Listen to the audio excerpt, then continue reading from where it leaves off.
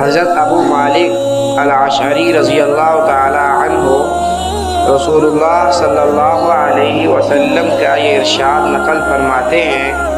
آپ صلی اللہ علیہ وسلم نے ارشاد فرمایا کہ نماز نور ہے اور صدقہ ایمان کی دلیل ہے۔ یہ ایک لمبی حدیث کے دو جملے ہیں۔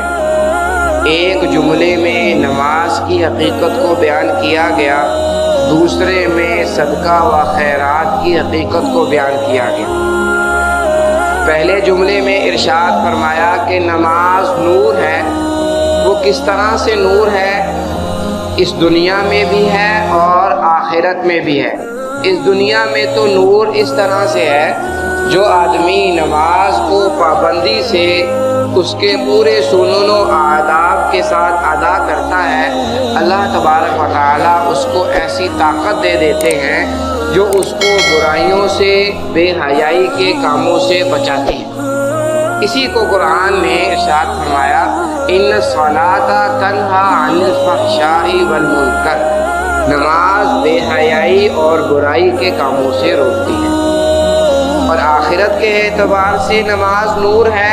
پل صراط پر جب اندھیرا ہوگا تو اس وقت نمازیوں کو ان کی نماز کا یہ نور جو ہے وہ پل پار کروائے گا، اور جو نمازی نہیں ہوں گے وہ وہی اندھیروں میں بھٹک جائیں گے۔ قرآن نے ارشاد فرمایا، نورہم یسعی بین ایدیہم، نماز نور ہے، اس کا تو مطلب یہ ہے۔ اور صدقہ ایمان کی دلیل ہے۔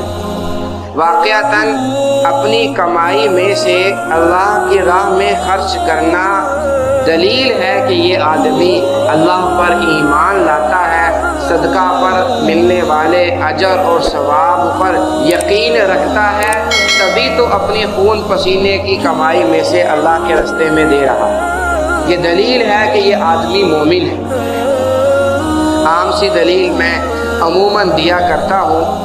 ابھی عید الاضحیٰ آ جائے گی، آپ دیکھیں گے ہر گلی محلے میں ماشاءاللہ ایمان والے مسلمان وہ 1-1 لاکھ کا جانور، 1.5 لاکھ کا جانور گلی میں کھڑے کر کے چھری پھیر دیتے۔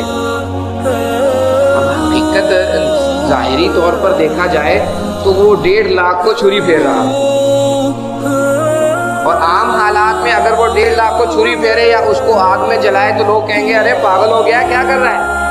لیکن یہاں پر وہ 1.5 لاکھ پر چھری پھیر رہا ہے۔ نہ صرف یہ کہ وہ خوشی اور سکون محسوس کرتا ہے، دوسرے لوگ بھی اس پر رشک کرتے ہیں کہ اللہ نے اس کو کتنا بڑا ایمان دیا۔ تو یہ مومن ہونے کی دلیل ہے کہ وہ اللہ کے اور اس کے رسول کے بتائے ہوئے اجر و ثواب پر یقین رکھتے ہوئے اپنی کمائی میں سے دیتا ہے۔ اور آخرت میں اس کا اجر کیا ملے گا، اللہ تبارک و تعالیٰ اپنی رضا نصیب فرمائیں گے۔